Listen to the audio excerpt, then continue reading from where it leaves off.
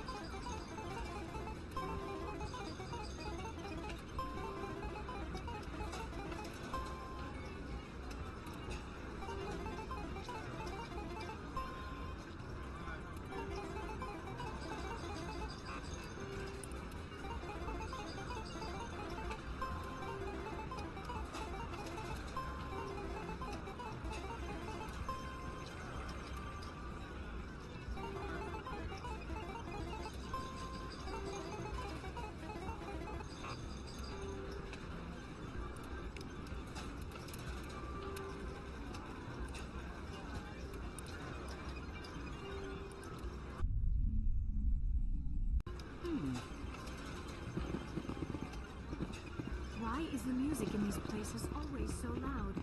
It almost seems as if the people here want an excuse not to talk to each other. Hey, good to see another human.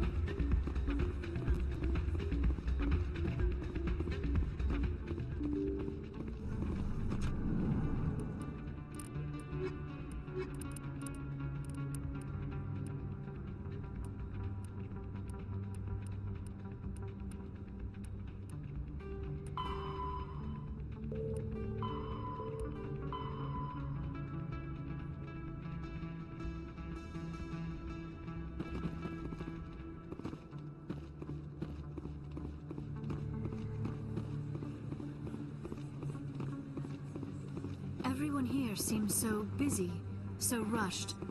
I wonder if they are happy.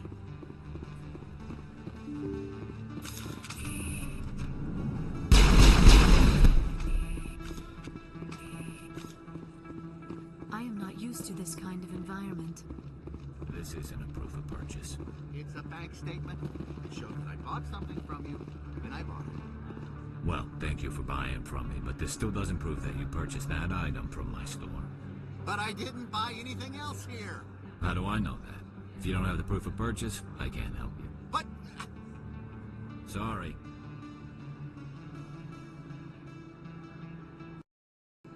How could anyone live here? There are just so many people. Welcome back, EarthClan. Will you be needing supplies for your return to the colonies? Show me what you've got. Most excellent. I am sure you will find something pleasing.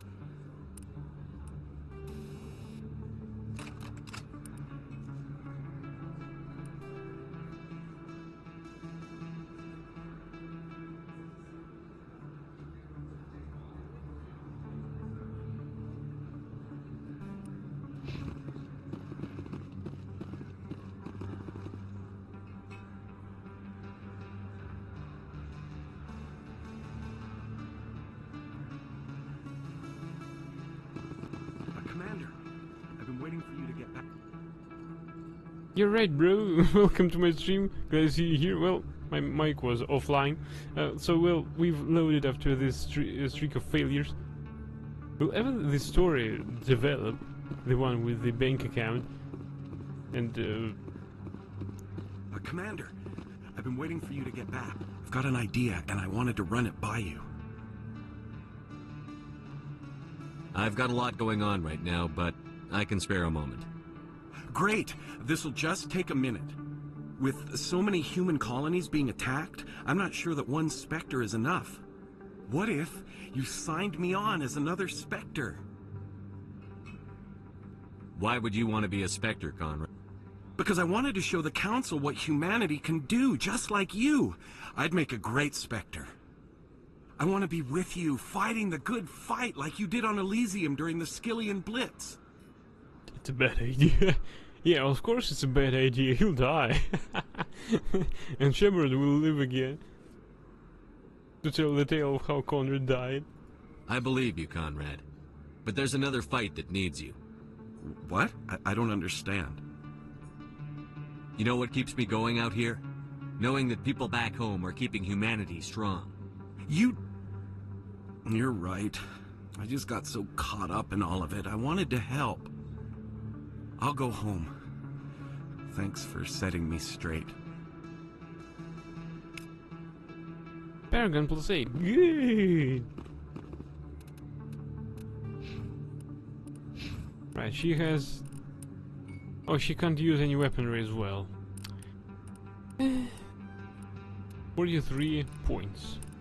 Desire Scientist. Reduce recharge time on all biotics by 4%. First aid heals an additional 20 points of damage. Reduces recharge time on first aid by 1%. That was actually pretty quick.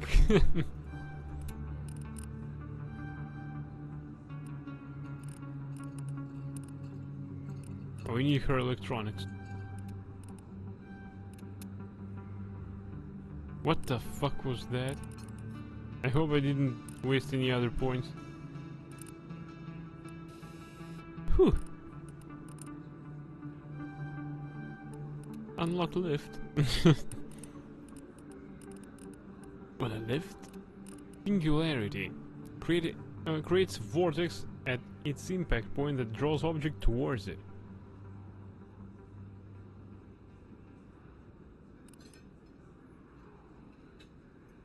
"40 seconds recharge time, at best."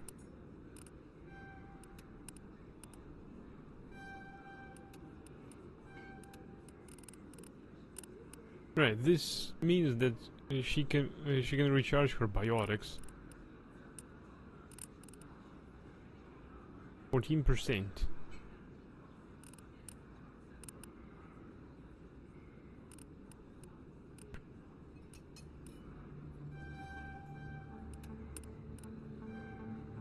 The more abilities, the better. Well, except stasis. Stasis just suck.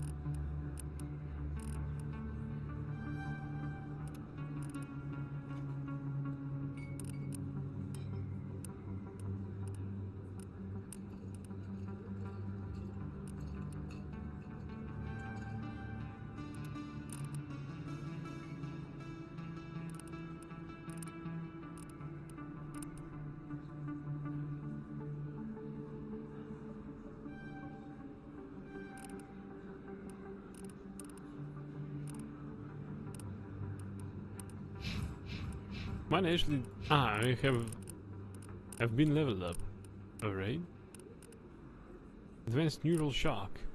Reduces recharge time on sabotage, overload, damping a high neural shock and first aid by 4%. Increases tech protection by 6.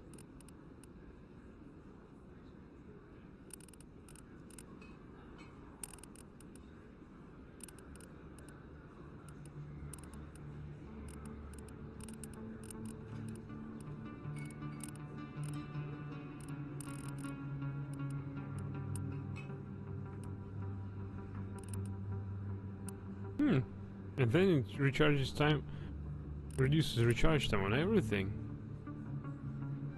We'll take you that.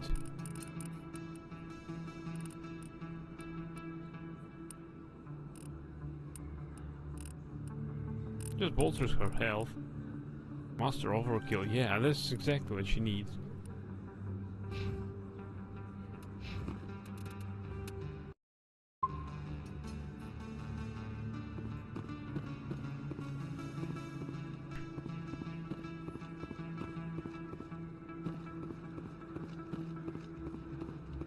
Yes, human. You need something, yes? Let me see what you have. Oh, you will be pleased, I think.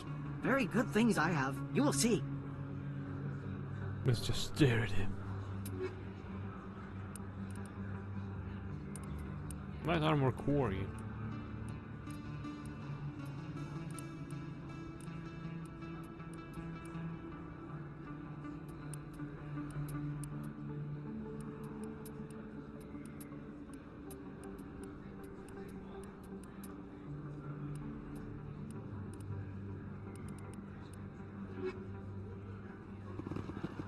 Everyone here seems so busy, so rushed.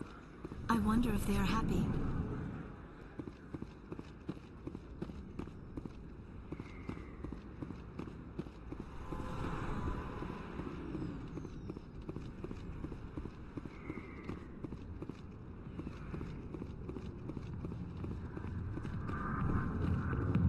Interesting. We Asari are more accepting of our sexuality than most other species. Some club owners like to exploit this by hiring us as dancers.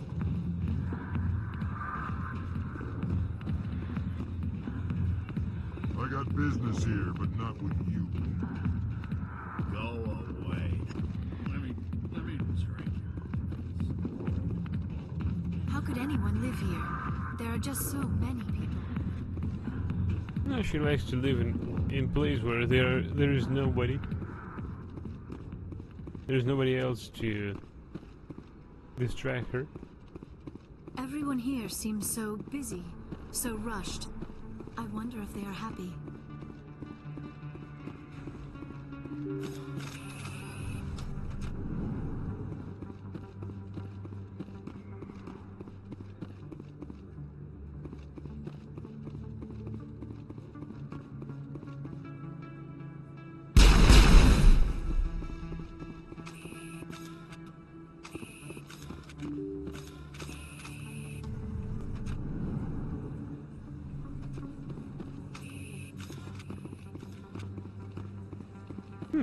You can receive a mission in Presidium.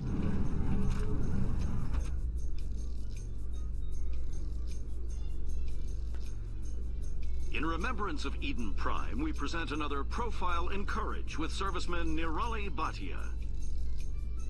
A devoted wife and talented chef, serviceman Bhatia joined the Alliance military under the Deferred Education Plan. After finishing her service, Bhatia planned to open a restaurant.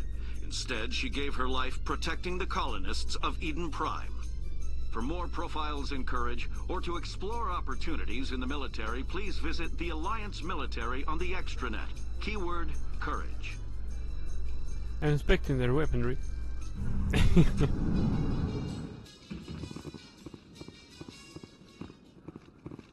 La Baleta? Who's that? Hey, you're that shepherd kid. And who the fuck are you?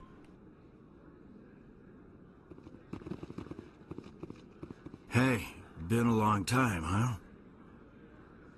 I'm sorry. Do we know each other? Well, I guess you don't remember me. Lieutenant Zabaleta? I worked with your mother. We served on the carrier Einstein. Well, that was 12, 13 years back, though. You were just a kid then. I guess you're not in the service anymore, huh? You're retired, yeah. You know how it is. Times are tough for vets. They always are. I didn't see her much that tour. The ship was on patrol most of the time. Hey, call your mom up and ask. She'd remember old Zabaleta. She'd vouch for me. Look, I need a favor. I'm kind of short on money these days. I hate hitting you up for money, but a man's gotta eat, right? So, could you spare something? Maybe 20 credits.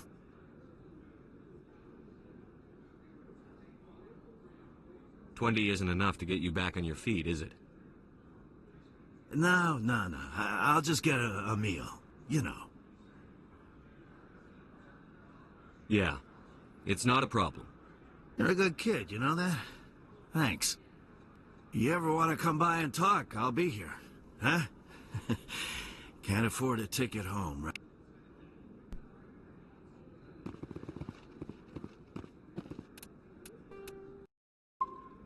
Can't afford ticket home, but can afford living here on the Citadel?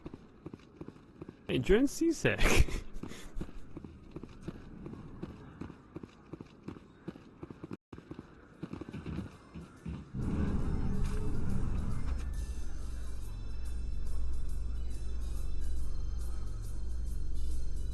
Also, we need to unload. So, Liara, you've spent 50 years studying Prothean ruins and artifacts. Our travels now are somewhat different from my normal excavations. I would prefer lengthier studies and fewer explosions. I think you've spoken for scientists everywhere, Liara. They've talked! They finally have talked! What stupid question was that from Ashley?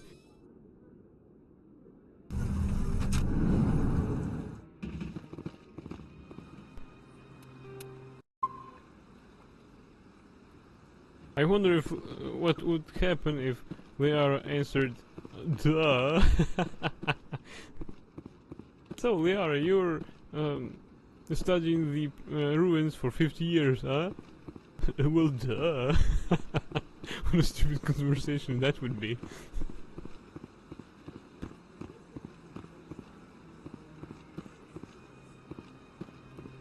The sheer size of this place is overwhelming. Remarkable. Nature and technology combined in one elegant whole. This is truly magnificent. Most Prothean architecture I see is in ruins.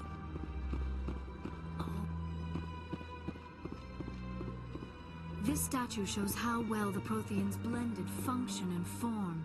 The mass relays were not only their greatest technological achievement, but also inspiration for beautiful works of art. You know, art doesn't normally do much for me, but that relay statue, I like.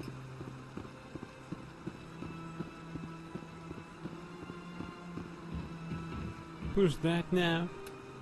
Rebecca Petrovsky?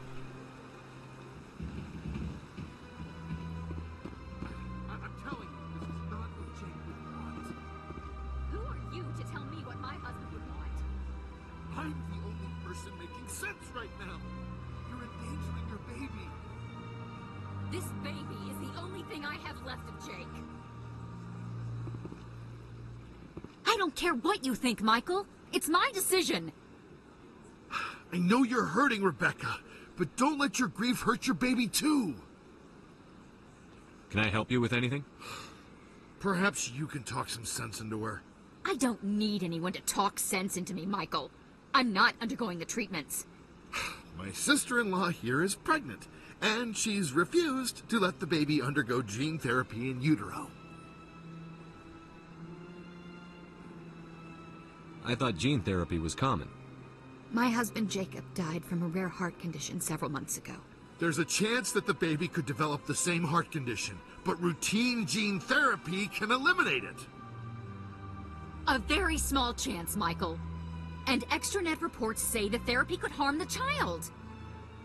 It's less dangerous than the genetic enhancements that every soldier in the Alliance receives. What are the chances that your child will develop the heart condition? According to the doctors, there's a 1 in 50 chance. And if my baby develops the condition, medical treatments are available. Which are nowhere near as effective as simply getting the gene therapy. What are the chances that gene therapy could hurt the baby? 1 in 300 at most. But extranet articles say there could still be long-term complications we don't know about. Don't you understand? If my baby is that 1 in 300, I will always wonder if I killed my baby for nothing. It's Rebecca's child, Michael. I think you should honor her decision. Damn it, she's not choosing. She's acting blindly out of grief. I know you want the best for your brother's child, but this isn't your decision. Of course it is! I'm the closest thing to a father this baby is going to have. Then support the baby's mother. Stand with her when she makes tough decisions. This baby is the only thing my brother... It's all I have left of him. I need to know that the baby's safe. It's all I have left too, Michael. I just want Jacob's child to be safe. I want to give him that much. We will. I promise. Thank you for talking with us. I appreciate it. This is also pretty stupid.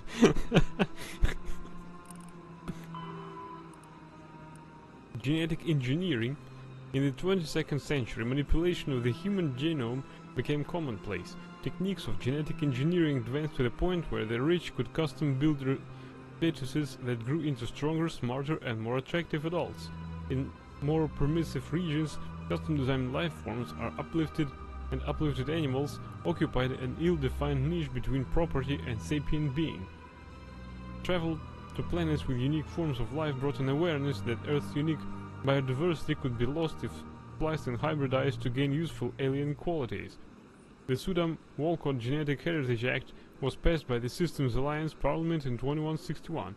It imposed sharp restrictions on controversial uses of genetic engineering, but provided government subsidies for beneficial applications. Also, you'd raid all the bars to search whether the veteran can be found there. Screening and therapy. Most governments provide free assessments and corrective therapy for genetic diseases and prospective parents. This has nearly eliminated everything from cystic fibrosis to nearsightedness. The earlier screening and therapy is performed, the more comprehensive the results. Though ideally performed on artificially fertilized zygotes in the lab, procedures are available for embryos in the womb and newborns, out of respect for personal beliefs. Enhancement. Improvement of natural human abilities is legal, but adding new abilities is not. Treatments to improve strength, reflexes, mental acuity, or appearance are permitted, adding a tail or the ability to digest cellulose is not. Some genetic enhancement is provided for free to Alliance military recruits, but the average citizen must pay for the privilege. The process can take years to reach fruition in an adult. Engineering. Artificial hybridization of genes from compatible non-human species with human genetic code is illegal. Creation of designed life is broadly legal and mainly used for terraforming and medical applications, but sentient creatures are heavily regulated, and creation of sapient life is outlawed by both the Systems Alliance and the Citadel Council.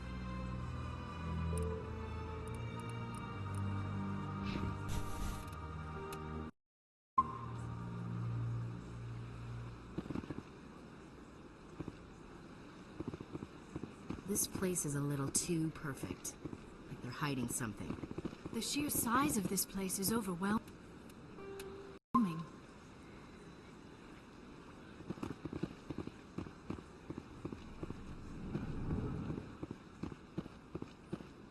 Greetings, Earth Clan. How can this humble servant be of use to you? Tell me more about your job. Galactic finance is incredibly complex. A mix of laws and regulations from dozens of interstellar economies. I'm an expert in how all these economies interact. For a fee, I share my expertise. I also offer premium services for those clients who need someone to conduct business without drawing unwanted attention. Discreet and efficient. That's my motto. I should go. Goodbye, Commander.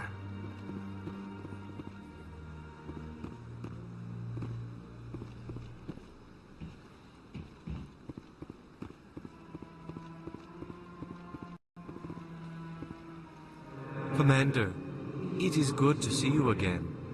Would you care to see some of its fantastic items today? Show me your items. Oh, this one is pleased to do so, human. You will not be disappointed.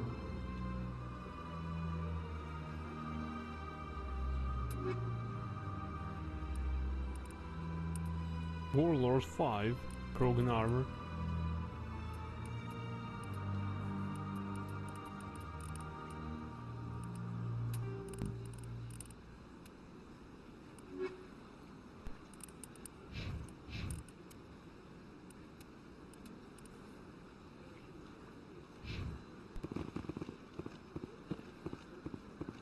Yes, he's a veteran. He could easily recognize a fellow beggar.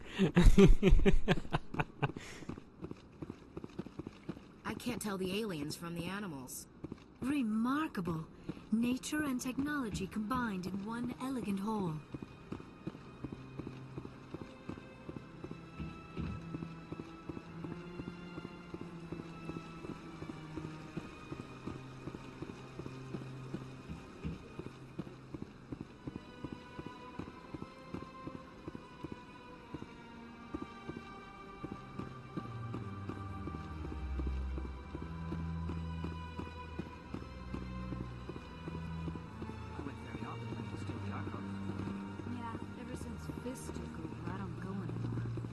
It seems like all the best lounges are being replaced by places like Cora's Den.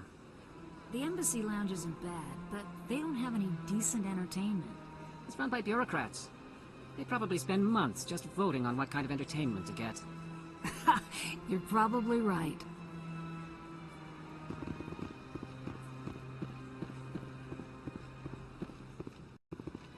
Hello again, Commander.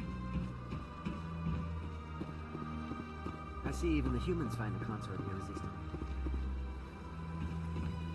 You're with the Alliance?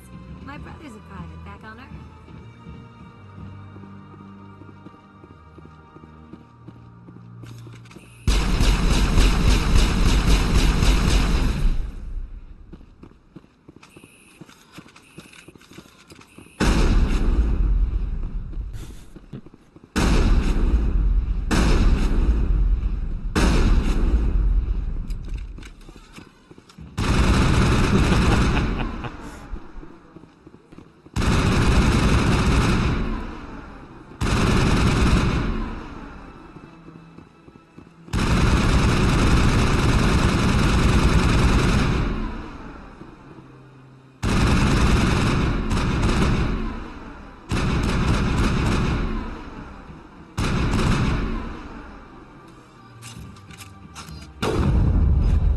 I don't know which way I shot. The fuck? Alright, that landed a better. That too. Well, that's not.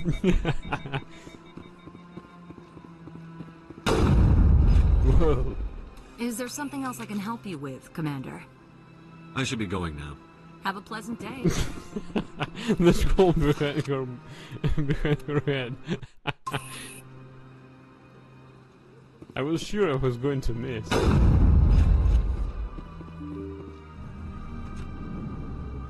Unaware.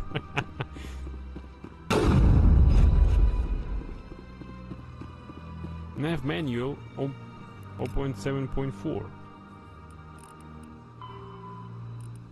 Space combat general tactics. Shells lofted by surface navies crash back to Earth when their acceleration is overwhelmed by gravity and air resistance. In space, a projectile has unlimited range. It will keep moving until it hits something.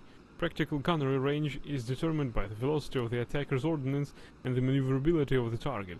Beyond a certain range, a small ship's ability to dodge trumps a larger attacker's projectile speed. The longest ranged combat occurs between dreadnoughts, whose projectiles have the highest velocity but are the least maneuverable. The shortest range combat is between frigates, which have the slowest projectile velocity and highest maneuverability.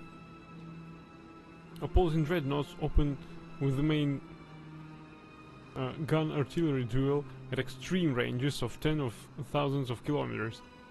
The fleets close, maintaining evasive lateral motion while keeping their bow guns facing the enemy. Fighters are launched and attempt to close to disrupt torpedo range. Cautious admirals weaken the enemy with ranged fire and fighter strikes before committing to close action. Aggressive commanders advance so cruisers and frigates can engage. At long range, the main guns of cruisers become useful. Friendly interceptors engage enemy fighters until the attackers enter the range of ship-based Guardian fire. Dreadnoughts fire from the rear, screened by smaller ships. Commanders must decide whether to commit to a general melee or retreat into FTL. At medium range, ships can use broadside guns. Fleets intermingle and it becomes difficult to retreat in order. Ships with damaged kinetic barriers are vulnerable to Wolfpack frigate flotillas that speed through the battle space. Only fighters and frigates enter close knife fight, ranges of 10 or fewer kilometers. Fighters lose their disruptor torpedoes, bringing down the ship's kinetic barriers and allowing it to be swarmed by frigates. Guardian lasers become viable weapons, swatting down fighters and boiling away warship armor. Neither dreadnoughts nor cruisers can use their main gun at close range. Laying the bow on a moving target becomes impossible. Superheated thruster exhaust becomes a hazard.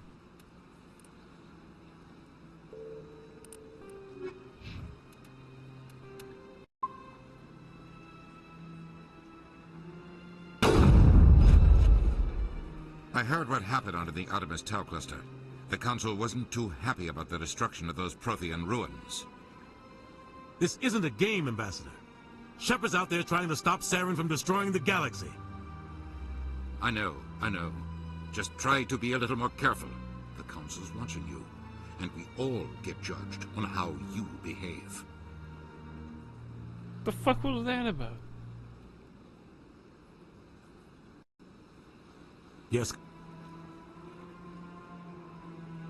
I should go. I'll be here if you need anything. Shite.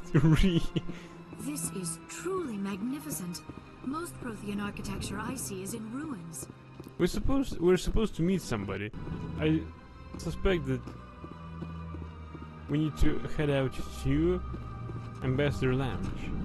Probably it's on the other side. He'll leave you shite.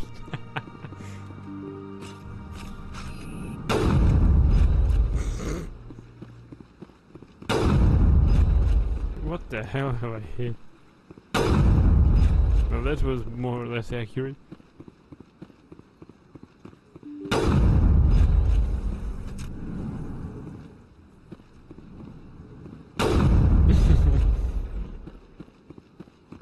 Human delighted.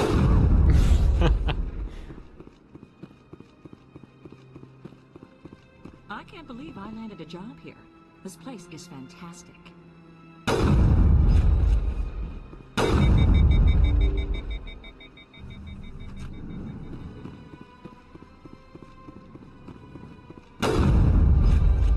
Shepard, what can I do for you now? I'll be going now. Goodbye, Commander.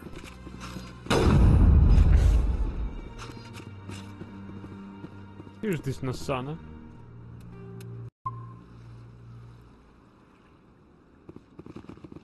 Commander Shepard, I am Nassana Dantius. I see you got my message. It sounded like you needed some help. I do. My sister Dahlia is a crewman on a cargo vessel operating out beyond the fringes of the Traverse. Her ship was attacked by privateers. There were no reported survivors. I'm sorry for your loss. This is where it gets complicated. Last week, I received a message with her voice on it. Dahlia is alive. The rest of the crew was killed, but she was taken prisoner. The slavers demanded a huge ransom from me in exchange for returning her unharmed. Why didn't the raiders kill Dahlia along with everyone else? My sister probably told them who she was. My family's very wealthy, Shepard. They must have realized she was worth more to them alive.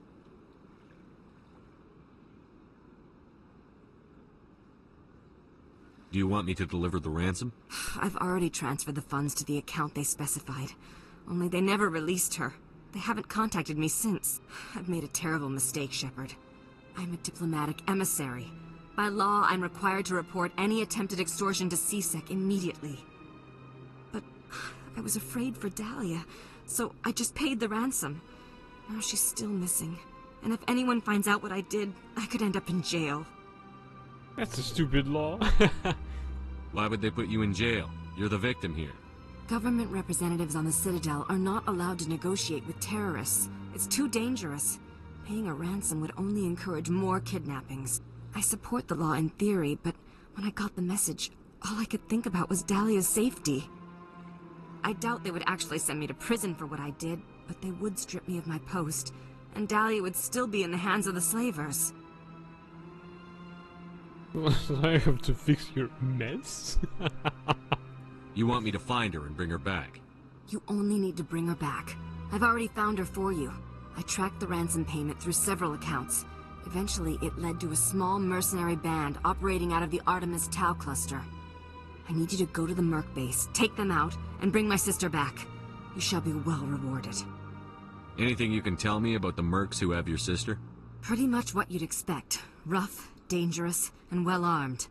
Nothing a Spectre cannot handle, though. Can't you hire someone else to do this? I do not want to take chances with my sister's life. I need a Spectre. Besides, you operate outside official channels. My superiors cannot find out I never reported the ransom in the first place. We'll bring her head. Easy. Here's my account details.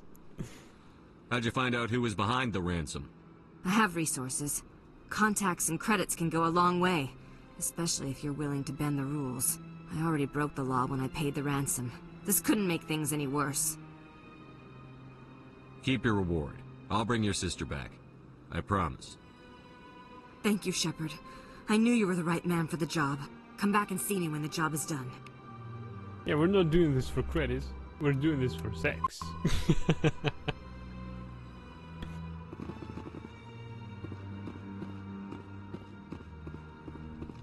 This place seems strange. Wish there were more humans around. See sex easy.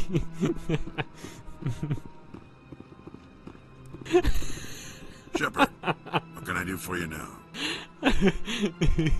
I'll be going now. Goodbye, Commander. We'll just go and report her to the CSEC. Of course we won't take any reward. But we better took it in advance.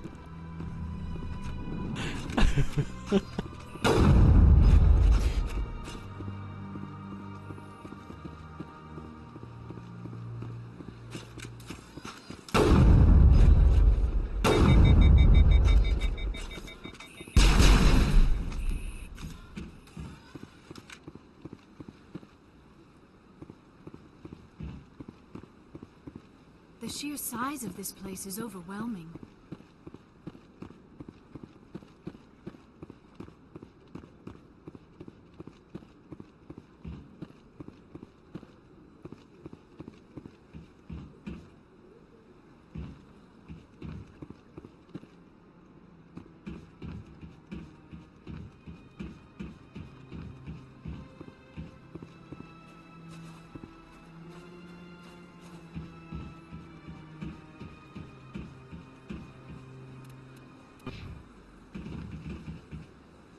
Anything our ice calm lizard can say to Liara.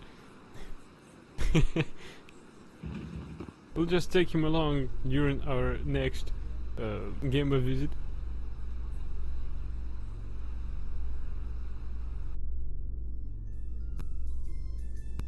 So, Dr. Tassoni, Are all Asari biotics? I heard Lieutenant Alenko say something about you not needing implants. While the Asari have natural biotic abilities, not all have the desire to learn to use their abilities effectively. Wow. To have so many potential biotics that people can choose not to train, I imagine the Lieutenant would be jealous.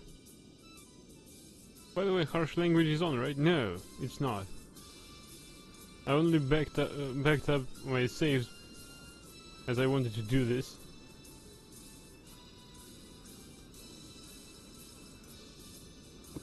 So you want me to... Oh, so you want me to enable it?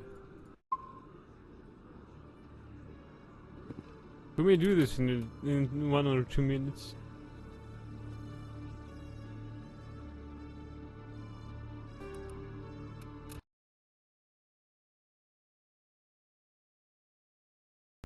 Let's do it. Alright, Alright,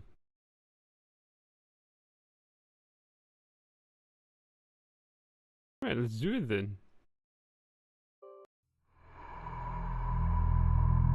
Right, it's on now. Let's see if it does anything.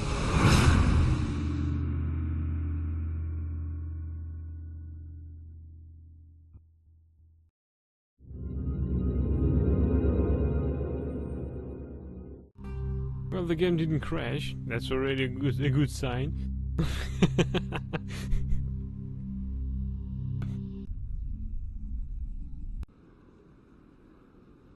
It was the Turians who first suggested creating a single organization to maintain order on the Citadel. Perhaps that is why more than half the force is Turian. Did you know Citadel Security is the largest multi-species law enforcement agency in Council space?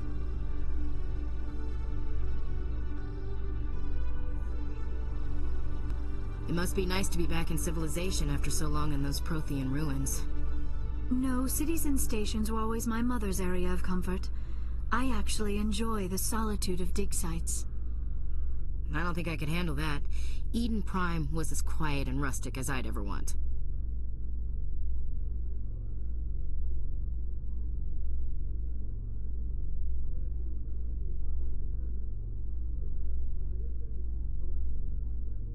At least they're talking, it's nice.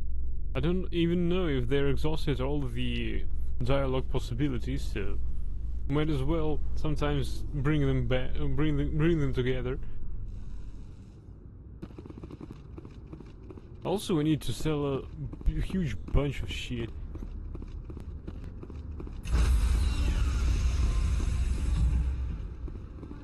Stand by, shore party. Decontamination in progress. Logged. The commanding officer is aboard. Exo Presley stands relieved.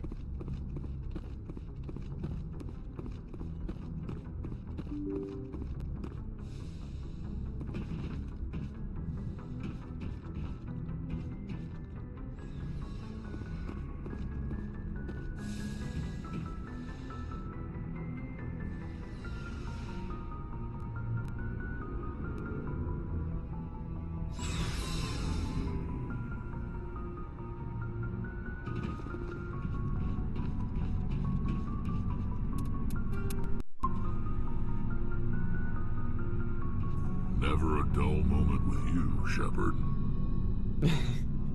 You ever go on any missions like ours before? Saving the galaxy from certain destruction? No. But I've had my share of adventures. Do you remember any that stick out?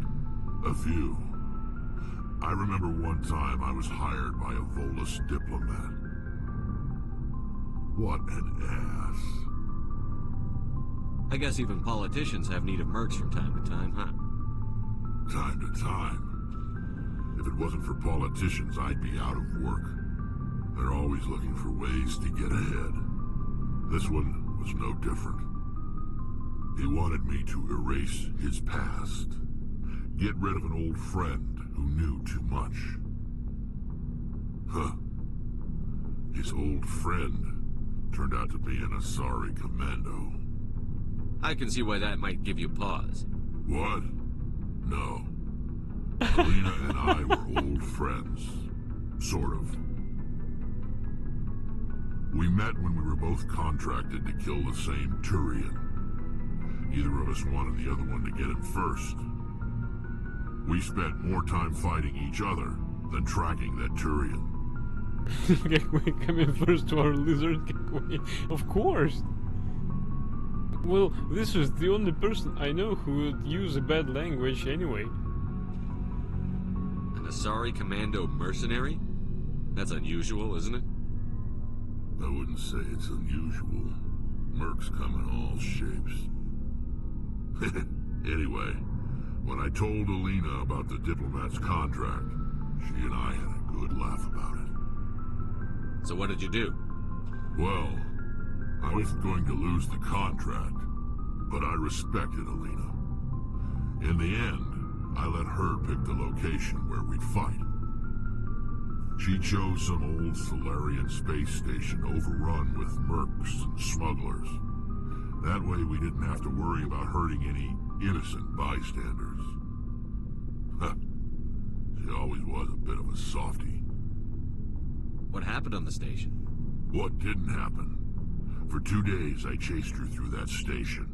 Used my entire store of ammunition. Had to kill a bunch of mercs and use their crap weapons. By the 3rd day, the station was barely holding together. The mercs were dead or gone. Life support was failing. But I had her. She'd locked herself in the med labs. She was trying to patch herself up. Damn tough, that one. Then just when I thought I had her, the station's core went critical. Barely made it back to my ship in time. I assume the Asari Commando didn't make it? I watched the station from a distance. I never saw her leave. And when that place blew, there was nothing left larger than a Turian's right nut. So I headed back to the diplomat to give him the good news and collect my pay. But before I got halfway there, Alina sent me a message. Better luck next time. Now, I'm not superstitious, but if someone can survive that, well, they deserve to live. At least for a bit longer. That is a cool story, actually. What about the diplomat? He wanted her dead. I told him the truth. Alina was still alive and she was really pissed. I told him if he wanted to live, he'd need me around to protect him. And he believed you. He kept me on as his personal guard until he died. Natural causes. Easiest job I've ever had. A little boring, but credits are credits. So long, Rex. Shepard. Krogan biology. The Krogan evolved in a lethal ecology. Over millions of years, the Krim struggled to survive larger predators, virulent disease, and resource scarcity on their homeworld. Tuchanka turned the lizards into quintessential survivors. Perhaps the most telling indicator of Tuchanka's lethality is the Krogan eyes. Although they are a predator species by any standard definition, their eyes evolved to be a wide set as an Earth prey species like deer and cattle. Krogan eyes have a 240-degree arc of vision, better suited for spotting enemies sneaking up on them than for pursuit. Physically, the Krogan are nigh indestructible, with a tough hide impervious to any melee weapon short of a molecular blade. While they feel pain, it does not affect their ability to concentrate. They have multiple functioning examples of all major organs and can often survive the loss of one or two of any type. Rather than a nervous system, they have an electrically conductive second circulatory system. A Krogan can never be paralyzed. They may lose some of their fluid, but it can be replaced by the body in time. The hump on a Krogan's back stores water and fats that help the Krogan survive lean times. Large bumps are a point of pride. Being well fed implies the Krogan is a superior predator. The most widely known biological feature of the Krogan is their incredible birth rate and rapid maturity. Once freed from the hostile cauldron of Tuchanka, the Krogan population swelled into a numberless horde. Only the genophage kept them from outbreeding the combined council races. Now the rare Krogan females capable of bringing a child to term are treated like strategic resources. Warlords will trade them at diplomacy or more frequently fight wars over them. Can Joker's speech contain any bad language? Rage? I don't know, this setting might not work. Shepard? You must have family other than your father. Don't you miss them? No. Now that I have my family's armor again, there's nothing left for me. So long, Rex. Shepard.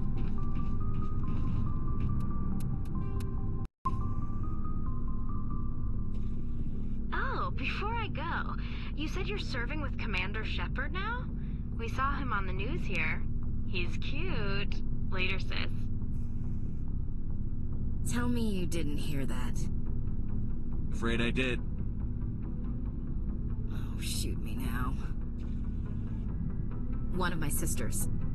That's Sarah, the youngest. What's up? You didn't come by to eavesdrop on family mail. Your family seems to be important to you. Yeah, we've always been close. Me and my sisters especially. With Dad on duty so much, I had to help Mom raise them. Did your father serve with the fleet? Yeah, took any crap posting he could get that offered space time.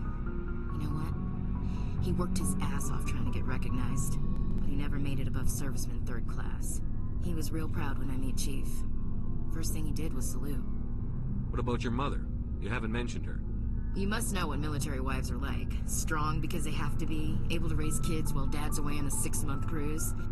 She has a degree in planetary geology. She and Dad both wanted to see new worlds. She gave up her career to raise us, though. You have more than one sister? Sounds like a big family. Yeah, I'm the oldest, then Abby, then Lynn. Sarah's the youngest. She's still in high school. With 4 girls, Dad used to say he felt more outnumbered at home than on maneuvers. Where did you grow up? All over. Same as you, I expect. We transferred a half a dozen times before I finished grade school. You go where personnel command sends you, right? I guess that's why I'm so tight with my sisters. We'd have to leave all our friends every 2 or 3 years. I was an only child, but I get the idea. At least one of my parents was always on. Yeah, military families, eh? With schedules like that, it's a wonder we ever have kids anymore. Things were tense between Sarah and me for a while. Then we bonded. Sounds like a story. Feel like sharing? Sarah got herself a boyfriend who wanted to go faster than she did, Mike. I didn't think he was a bad kid, just pushy. Lynn would send me these worried vid mails, and I'd tell her to relax. Where were you when this was going on? I was on active duty. Sarah's graduating high school this year. This was only a couple of years back. They were on Amaterasu. At the time, I was assigned to Chernobog. Same cluster, but a dozen LY away. Close enough to talk regularly, too far to make it back in an emergency. I couldn't afford a fast packet flight. If he really liked her, he wouldn't be pushy. Yeah, of course. If he didn't ask at all, I'd wonder if he thought Sarah was ugly. Damned if you do, damned if you don't. Mike thought they'd go for a romantic walk in the woods, because he figured it was past time they did the deed. She levered Mike face first into a tree and left. Didn't have a scratch on her. Good thing Mom and Dad had us all learn some kind of self-defense. I took emergency leave and walked Sarah to school for a few days. Why didn't you tell the police? She said it wouldn't solve the real problem, and she and Mike would both become household names. It was a small colony.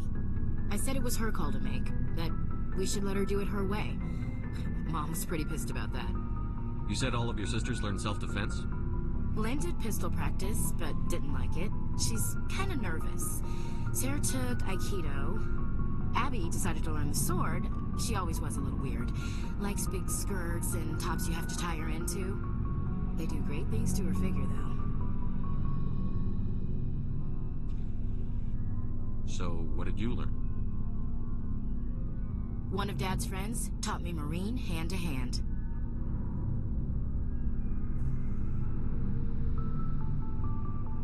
You traveled all the way home to walk your sister to school. It was only a dozen light years, like a day's cruise. It's not like I was going to Earth or something. My last day out, Mike was waiting for us. Sarah had told her friends, so everyone at school knew what he did. He wasn't happy. I wanted to snap him in half, but Sarah gave me this look, this let me handle it, I need to do this alone look. She kept her cool, God bless her, as he screamed in her face. She just let him vent. Then he tried to punch her. I swear, she just flowed around him. Next thing I knew, he's face down on the sidewalk, and there's blood everywhere. That's unbelievable. Sarah must be as good as you. Better. I'm more or less a straight-up puncher. When he swung, she wasn't there anymore, and he fell. She helped him stop the bleeding and had me call an ambulance. She told the paramedics he fell. Before they took him to the hospital, Mike touched Sarah's arm. I thought he was going to end up on the ground again. But he hung his head, whispered, "I'm sorry," and started crying. And she hugged him. The Williams women are a decisive bunch, Commander. We do things when we're ready. Not before, not after. That was pointless.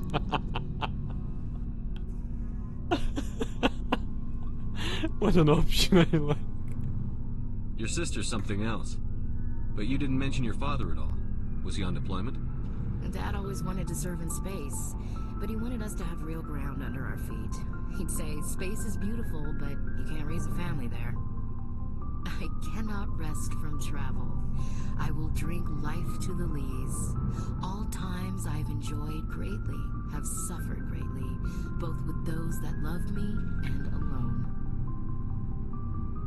For always roaming with a hungry heart, much have I seen and known, cities of men and manners, climates, councils, governments. Bored now. I never thought I'd hear you reciting poetry. Just because I can drill you between the eyes at 100 meters doesn't mean I can't like sensitive stuff. Just don't spread it around. Ulysses was my dad's favorite poem. Every time he shipped out, he recorded me reading it. He had a dozen versions when he retired. Does he still like it? I sure hope so. I read it to his grave every time I go home. Dad passed on a few years back. He's probably still watching, though. So behave. You mean from wherever we go after death? Dead on, Skipper. He's with God now. That's not a problem with you, is it? That I believe in God? You know that old saw, there's never an atheist in a foxhole?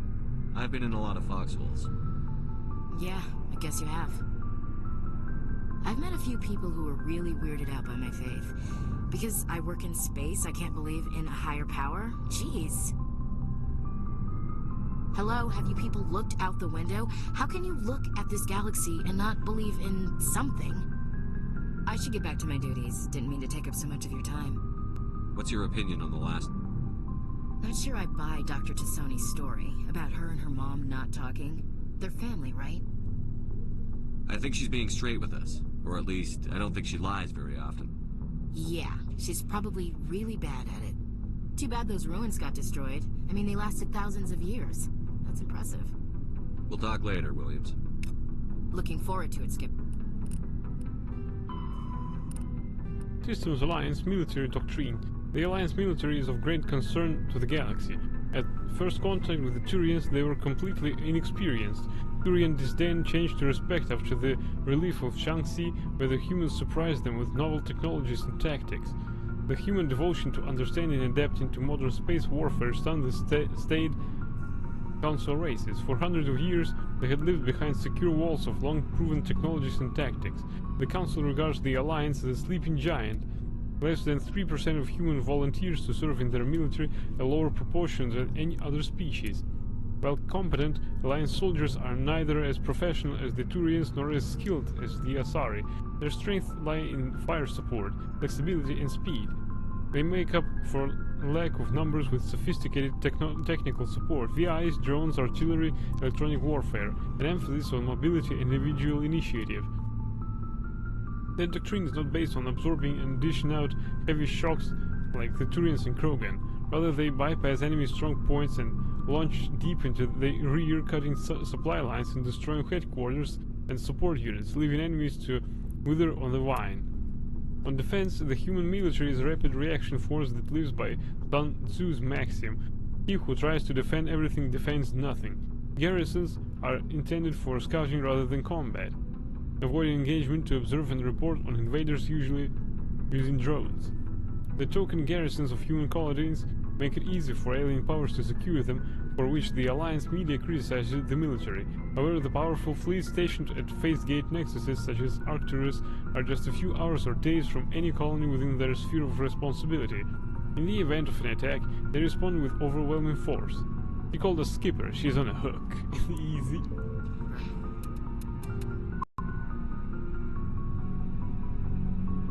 I didn't hear any bad language. Commander, I wanted to thank you. What for, Garrus? For everything. Taking me with you, letting me be part of your team. I've learned a lot. I've thought a lot about what you've told me. About not sacrificing innocence to achieve the goal. About finding the best way through, not just the fastest. And I've been thinking about Dr. Saleon, too. I'd convinced myself that he deserved to die, but then I started thinking about why I wanted him dead. I realized it wasn't because of what he did to those people. That was part of it, but I think most of it was because he got away from me. He escaped under my watch, and I didn't like that. I let it become personal. Words mean nothing until you turn them into action, Garrus. What are you going to do about it? Well, I'm going back to CSEC. I think I can make a difference there. I'll also reapply for Spectre training, but I'll do it right. I won't compromise myself to get there. If the people I'm sworn to protect can't trust me, then I don't deserve to be the one protecting them. I'm glad you see it that way. Keep that in mind when we meet Saren. Don't worry, Commander. I will. Turians, religion. Although Turians have a strict moral code, their belief in individual responsibility means that the concepts of good and evil are simply the individual's choice between egotism and altruism in any given decision. They have no concept of good deities that encourage noble behavior or evil ones that tempt individuals to misdeeds. Turians believe that groups and areas have spirits that transcend the individual. For example, a military unit would be considered to have a literal spirit that embodies the honor and courage it has displayed. A city's spirit reflects the accomplishments and industry of its residents. An ancient tree spirit reflects the beauty and tranquility of the area it grows within. These spirits are neither good nor evil, nor are they appear to for intercession. Turians do not believe spirits can affect the world, but spirits can inspire the living. Prayers and rituals allow an individual to converse with spirits for guidance or inspiration. For example, a Turian who finds his loyalty tested may appeal to the spirit of his unit, hoping to reconnect with the pride and honor of the group. A Turian who wishes to create a work of art may attempt to connect with the spirit of a beautiful location. Turians enjoy absolute freedom of religion and can practice whatever appeals to them so long as it does not impede anyone's ability to perform their duties. There are many practitioners of the Asari theorist philosophy. This opening dialogue with the Human Systems Alliance, some Turians have embraced Confucianism and Zen Buddhism.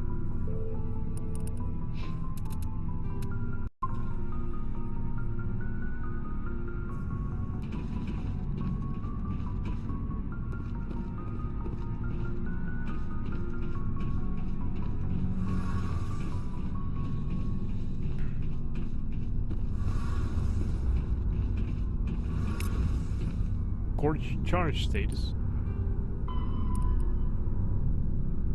FTL drive charge. As positive or negative electric current is passed through an FTL drive core, it acquires a static electrical charge. Drives can be operated an average of 50 hours before they reach charge saturation. This change is proportional to the magnitude of mass reduction. A heavier or faster ship reaches saturation more quickly. If the charge is allowed to build, the core will discharge into the hull of a ship, and grounded crew members are fried to a crisp. All electronic systems are burned out and metal bulkheads may be melted and fused together. The safest way to discharge a core is to land on a planet and establish a connection to the ground, like a lightning rod. Larger vessels, like dreadnoughts, cannot land and must discharge into a planetary magnetic field. The ship passes the charge from the drive core to the exterior armored hull, then drives into the magnetic field.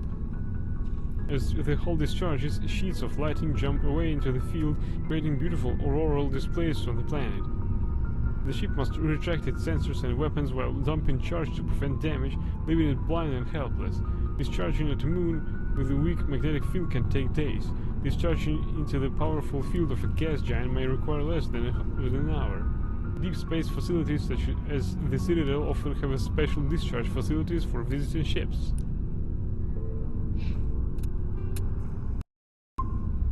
You still have lots to read. I like it. Hey, Shepard. You need something? I should go. See you later. Something I can do for you, Commander. Carry on, Adams. Aye, aye, Commander. I don't think that our small configuration edit did anything, actually.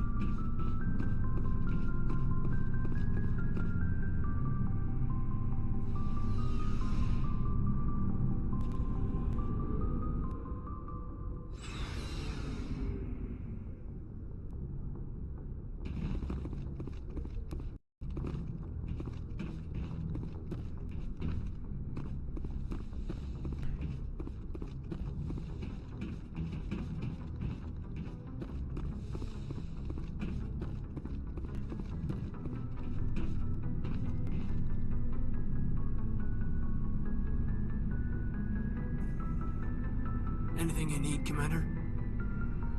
Just trying to get a sense of where the crew's at. Thoughts? Is this an official evaluation, Commander? Or off the record? Alenko, when it's just you and me, you can consider it off the record. That's a generous attitude. Okay. I think there's something wrong with all this.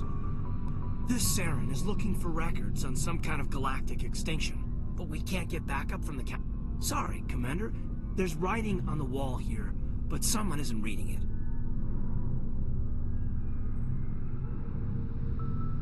The Council doesn't want to believe anything's wrong. I'd call it human nature, but... I hear you. It just seems like a group that's been around as long as the Council should see this coming. Sorry if I got too informal. Protocol wasn't a big focus back in Bot. Tell me about... Biotic acclimation and temperance didn't last past the airlock. To the kids they hauled in, it was brain camp. Sorry, hauled in is unkind. We were encouraged to commit to an evaluation of our abilities so an understanding of biotics could be compiled. There are worse results of accidental exposure to element 0 in the womb. Beats the brain tumors some kids grew up with. Is there some question about how you were exposed? My mother was downwind of a transport crash. It was before there were human biotics, a little after the discovery of the Martian ruins. It only gets iffy around 63 when Kinetics was running out of first-gen subjects. Until then, they'd relied on accidentals. A bunch of guys in suits show up at your door after school, and next thing you know, you're out on Jump Zero. Jump Zero is Gagarin Station, right? What's it like?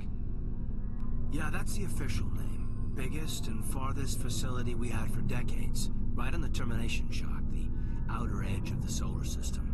It's where they did all the Goose Chase FTL research before we caught on to using mass effect fields.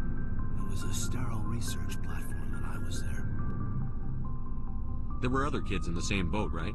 At least you weren't alone out there. That's true. We did have a little circle that'd get together every night before lights out. We didn't have much to do, though. It was a research platform then, and Kinetics kept Jump Zero off the extranet to prevent leaks. Then you must have had plenty of time to get to know each other.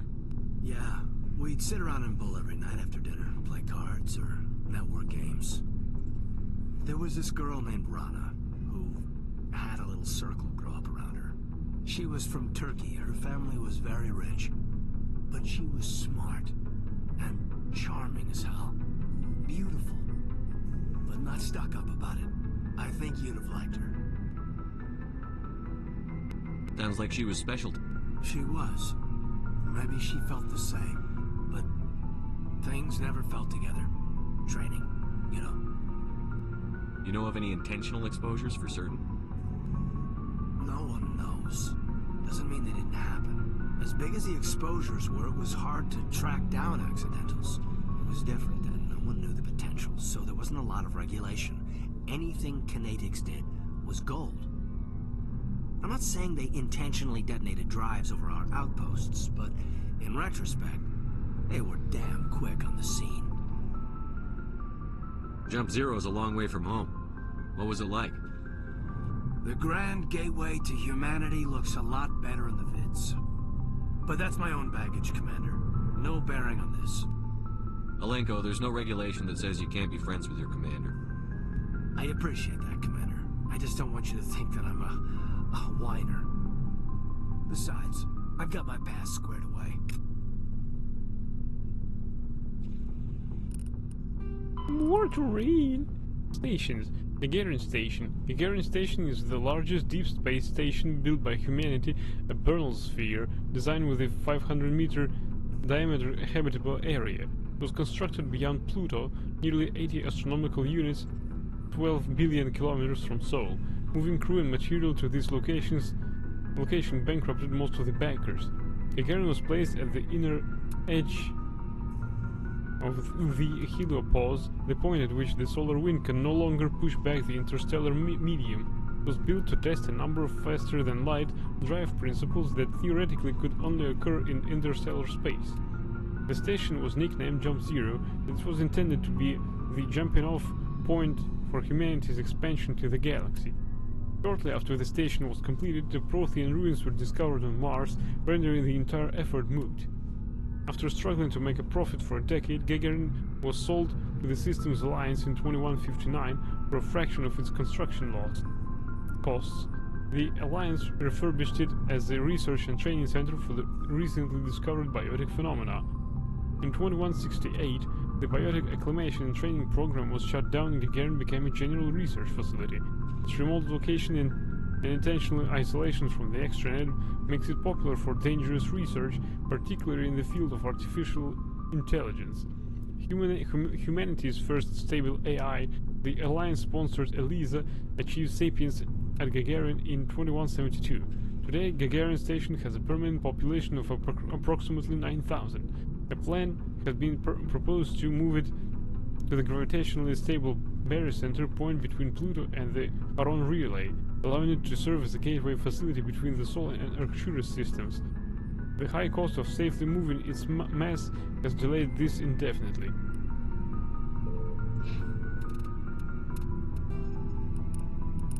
Technology. Biotics training. Biotics implants and amplifiers only provide the potential to create coherent mass effect fields. Whether biotics can actually do so is largely determined by their training. Biotics must develop conscious control over their nervous systems, sending specific electrical impulses to the element zero nodules embedded in their nerves. They are taught to use their implants and amps with biofeedback devices and physical mnemonic. Specific gestures or muscle movements fire the proper sequence of nerves to activate a certain skill. Kinetics Industries pioneered biotic training with the Biotic Acclimation and Temperance Training Program. Although Ba'at did not achieve the desired results, many techniques taught are still used today. Many humans think tanks are trying to develop some form of biotic super soldier. Most are benign efforts to create more flexible troops. Others, less publicly known, are unapologetic attempts to create Nietzsche and Superman.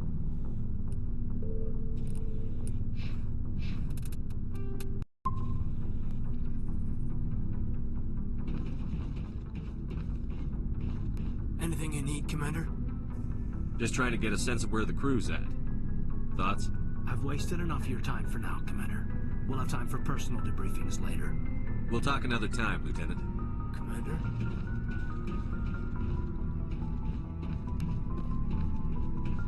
It's mostly reading and chatting stream this we have tonight, so there probably won't be any actual action.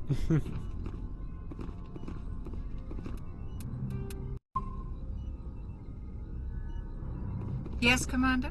Is there something you need? I should go. Goodbye, Commander.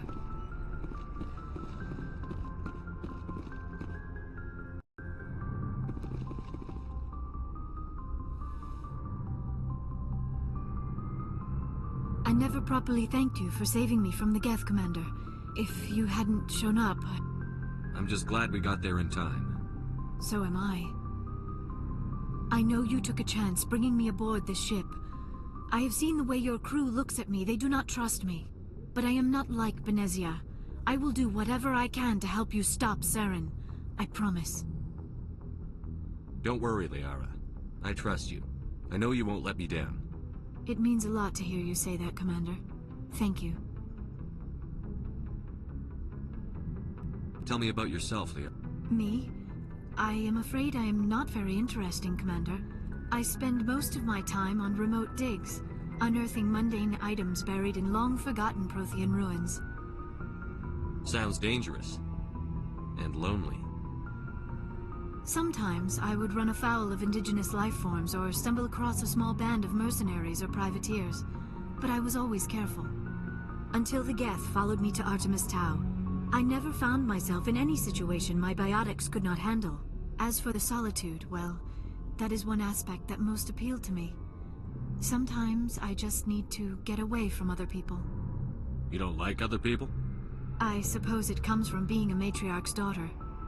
People expected me to follow in Benezia's footsteps. They wanted me to become a leader of our people. Matriarchs guide their followers into the future. They seek the truth of what is yet to come. Maybe that's why I became so interested in the secrets of the past. It sounds so foolish when I say it out loud. It sounds like I became an archaeologist simply to spite Benezia. Blah blah undress you. All children rebel against their parents. It's a natural part of growing up. Aha, you share the wisdom of the matriarch, Shepard. That is exactly what Benezia said when I told her of my decision. But there was more to it than that. I felt drawn to the past. The Protheans were these wondrous, mysterious figures. I wanted to know everything about them. That is why I find you so fascinating. You were marked by the beacon on Eden Prime. You were touched by working Prothean technology. Don't try to study me while I'm dressed. Sounds like you want to dissect me in a lab somewhere. What? No, I did not mean to insinuate. I never meant to offend you, Shepard. I only meant that you would be an interesting specimen for an in-depth study. No, that's even worse. Oh, she's funny.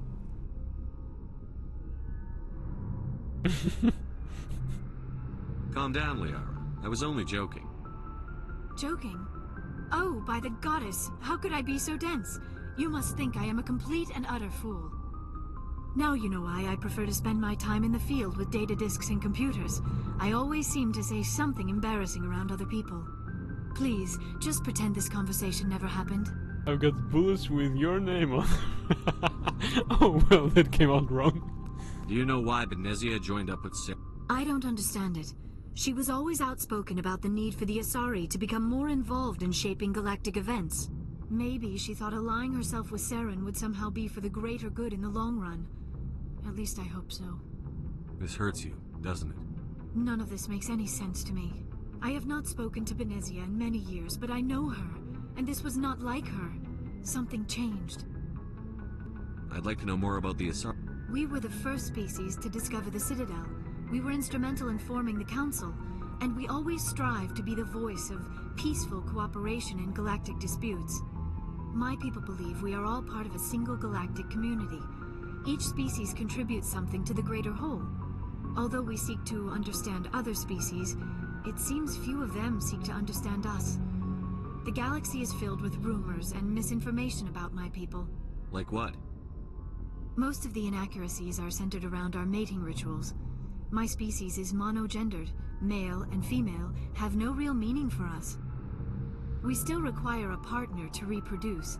This second parent, however, may be of any species and any gender. I don't understand.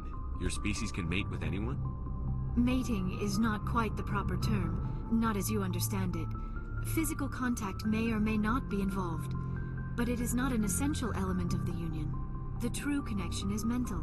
Our physiology allows us to meld with other beings. We can touch the very depths of their minds.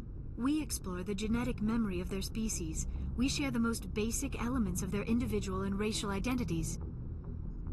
We then pass these traits on to our daughters. It is how we learn to grow as a species and how we develop a greater understanding of other races. What happens to your partner after the union? Every relationship is different. Some unions are a single encounter with both parents parting ways afterwards. Others can be more long-term. Sometimes an Asari and her partner will stay together for many decades. Do you know who Matriarch Benezia chose as her partner? She rarely spoke of her partner. Though I know my father, if you want to use that term, was another Asari. I thought you always needed another species to serve as one of the parents. Think about it, Shepard. If we were not able to mate with our own species, we would have died out long before we ever mastered spaceflight and left our homeworld. Union with our own kind is no longer common, not for the purposes of reproduction. Most Asari believe it weakens our species. Asari daughters inherit racial traits from the father species. If both parents are Asari, then nothing has been gained, or so conventional wisdom would hold. I am what is sometimes called a pureblood. Though no Asari would ever be cruel enough to say the word to my face, it is a great insult among my people. It is possible Benezia's partner was embarrassed by their union. She may have been too ashamed to publicly acknowledge me as her offspring. Maybe she wanted to meet you but couldn't. Something could have happened to her. Maybe she passed away. You might be right. I hope you are. But I have no way to know for sure. Benezia never spoke of her partner. Whatever happened, it caused her too much pain to dwell on it. She raised me by herself, though that is not uncommon. Many Asari raise their children alone, particularly if the father species is short-lived. Often the partner will pass on long before the child reaches maturity.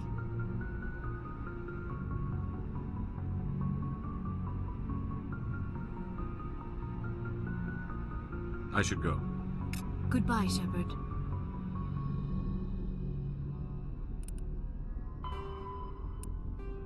Asari government. Oh. Asari culture. Because of their long lifespan, Asari tend to have a long view not common in other races. When they encounter a new species or situation, the Asari are more comfortable with an extended period of passive observation and study than immediate action. They are unfazed that some of their investments or decisions may not pay off for decades or centuries. Matriarchs can seem to make incomprehensible decisions, but their insight is evident when their carefully laid plans come to fruition. In interstellar relations, this long view manifests in an unspoken policy of centrism. The Asari instinctively seek to maintain stable balances of economical, political, and military power. Traditionally, Asari spread their influence through cultural domination and intellectual superiority. They invite new species of advanced development to join the galactic community, knowing that their ideals and beliefs will inevitably influence the existing culture. Asari government. The Asari came late to the concept of world government. For centuries, their homeworld of Thessia was dotted with the loose confederacies of great republican cities. The closest earthly equivalent would be the ancient Mediterranean city-states. Since the Asari culture values consensus and accommodation, there was little impetus to form larger principalities. Rather than hoard resources, the Asari bartered freely. Rather than attack one another, over differing philosophies, they sought to understand one another. Only in the information age did the city-states grow close. Communication over internet evolved into an electronic democracy. The Asari have no politicians or elections, but a freewheeling, all-inclusive legislature as the citizens can participate in at will. Policy debates take place at all hours of the day in official chat rooms and forums moderated by specially programmed virtual intelligences. All aspects of policy are open to plebiscite at any time.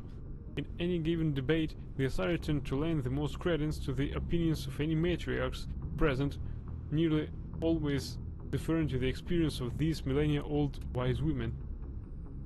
Achieving consensus through public debate may take too long in a crisis. In cases where prompt decisive action is required, the Asari defer to the wisdom of local matriarchs.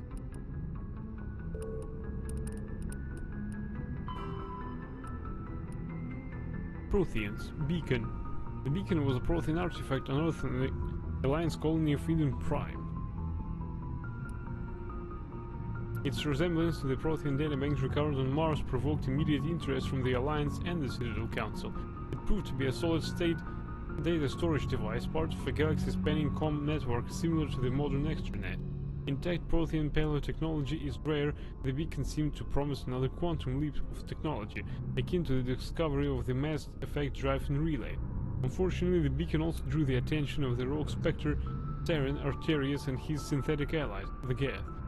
A drone raid by his flagship Sovereign resulted in hundreds of civilian casualties. The beacon was badly damaged. The motives behind the attacks are still being investigated. During the recovery operation, the beacon fired a pulse of energy at the executive officer of the Alliance frigate Normandy. Lieutenant Commander Shepard survived and appears to have suffered no ill effect. Afterwards, the beacon fell inert. The mechanism appears to be dead.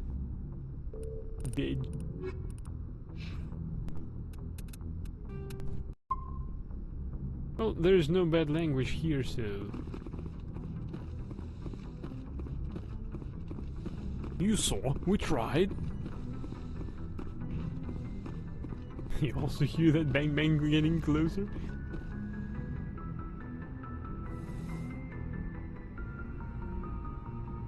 I get the feeling you want to ask me something, Commander. I just wanted to talk. Of course, Shepard. What did you want to talk about? I should go. Goodbye, Shepard. I'm too shy. I get the feeling you want to ask me something, Commander. I just wanted to talk. Of course, Shepard. What did you want to talk about? I should go. Goodbye, Shepard. She's kind of cute.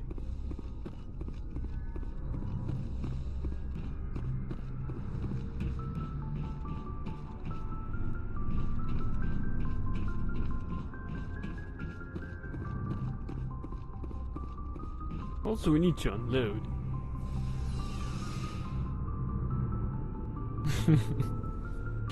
I still can see this message, blah blah undress.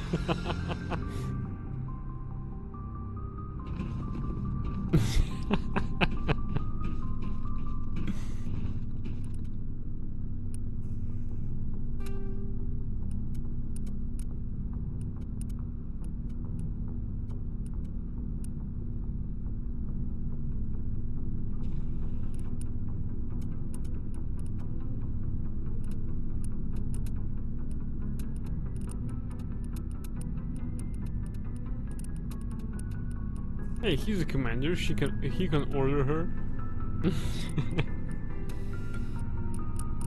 What's that? Shredder rounds. Plus 25 damage against synthetics. Cryo rounds.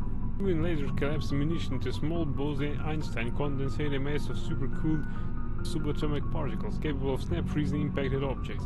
Plus 10% shield bypass. Target minus 20% max accuracy. Polonium round. Let's take this.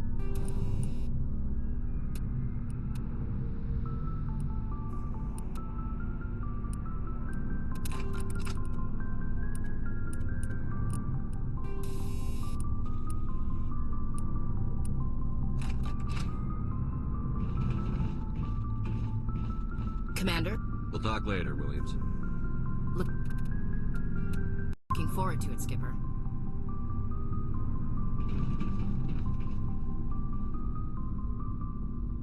The fuck? Why can't we control this?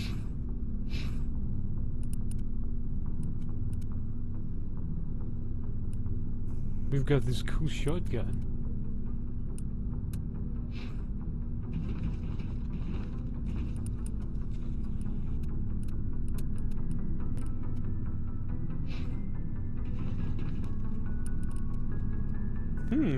That's even cooler version of sniper rifle.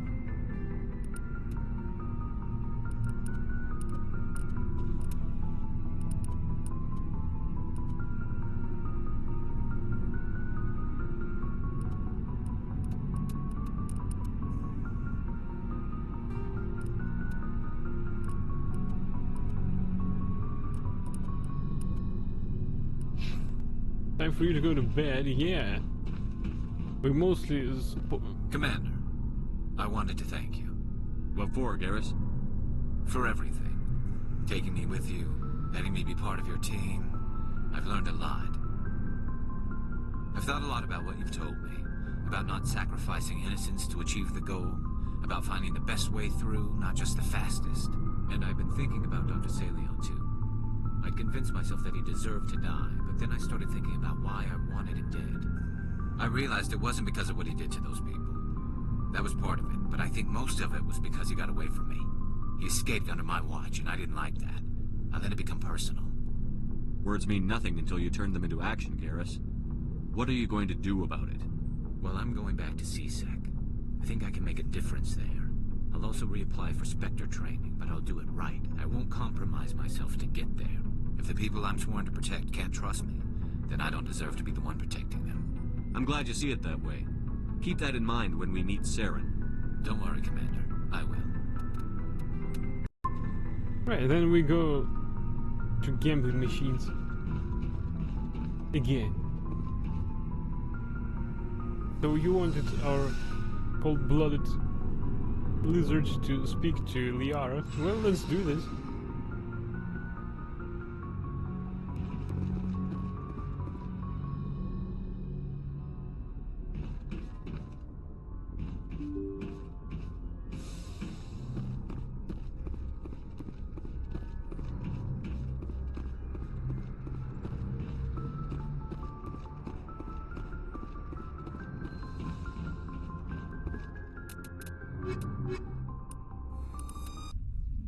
Equalizing interior pressure with exterior atmosphere. Logged. The commanding officer is ashore. Exo Presley has the deck.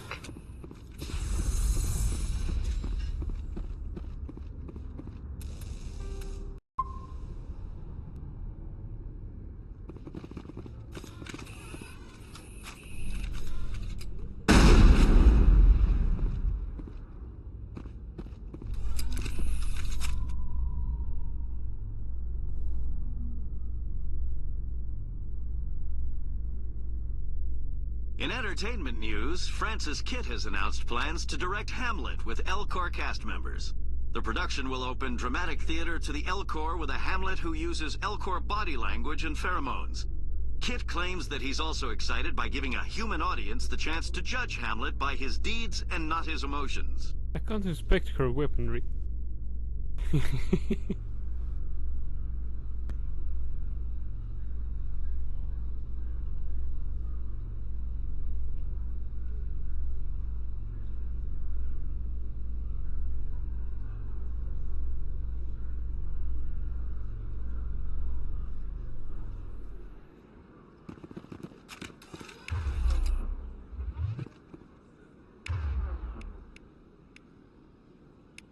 Alright, all the other weapons are untrained. En route.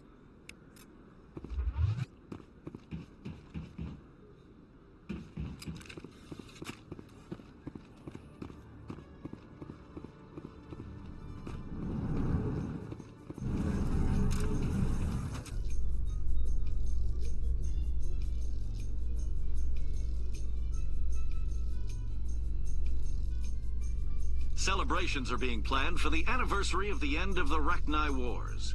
Many Council worlds, particularly Asari and Solarian colonies, will hold victory parades to commemorate the defeat of the invading Rachni. In a rare admission of debt, several Asari colonies have invited Krogans to be honored for the victories the uplifted Krogans made possible.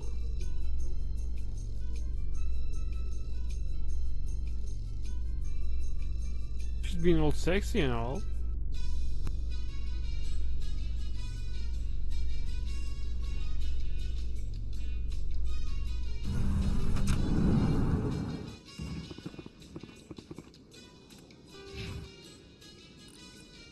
Our lizard friend has +1 point.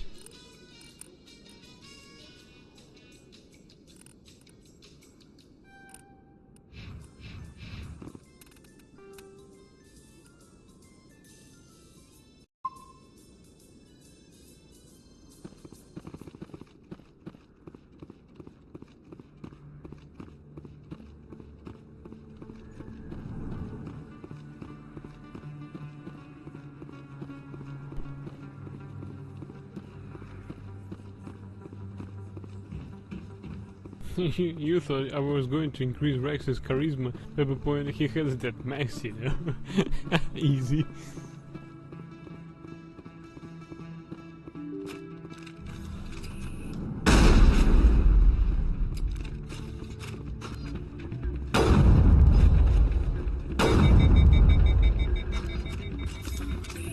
Alright, that concludes our stream for tonight.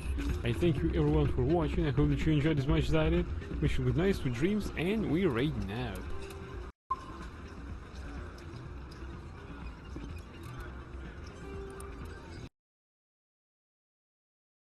Next time we'll need to win back everything that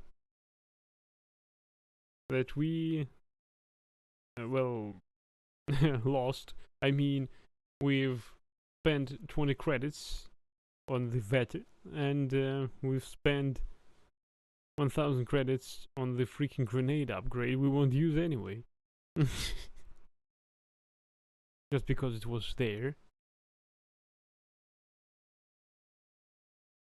Okay, so who's out there to be raided up to? Successfully lost playing Fallout 4. This is a bunch of spoilers to me, I guess.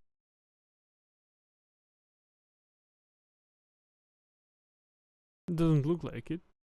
She's traveling with Hancock, probably doing side quests with him.